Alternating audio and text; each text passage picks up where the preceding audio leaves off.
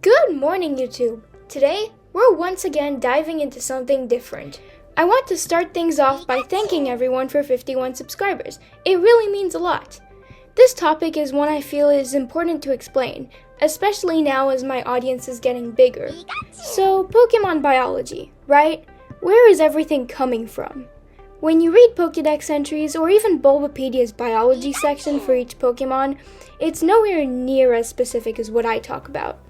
Here's the thing. In a way, I'm sort of making things up, but also not.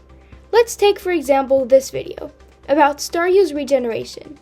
Everything I explain in that video is true about real starfish, to the best of my knowledge. But it's not necessarily true about Staryu, I'm just assuming that it is.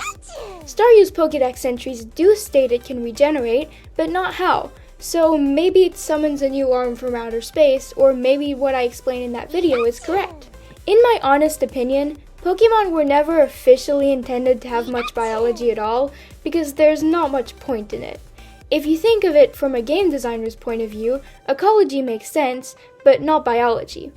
That's because you can see ecology and interactions between Pokemon, but biology is mostly on the inside, so it's invisible. Therefore, planning and designing biology into a Pokemon game just isn't worth the effort. Essentially, that makes it so that any anatomy and biology I explain in videos is just me theorizing about what could be if Game Freak ever decide to make a game or media focused on the science behind Pokemon. The other point I want to bring up is the fact that all the information I talk about is dumbed down, and a lot. Now, don't take this wrong, I'm not calling you dumb. Let me explain. Let's take the example of my last video, where I showed that protamine neutralizes heparin. When I say it like that, you understand what that means. In reality, there's a bit more to it than that, but if I say...